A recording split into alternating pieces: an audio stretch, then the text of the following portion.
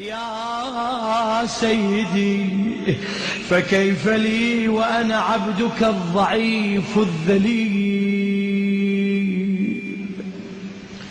الحقير المسكين المستكين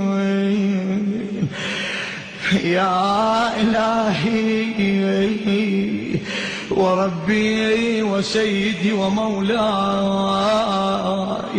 لأي الأمور إليك أشكو ولما منها أضج وأبكي لأليم العذاب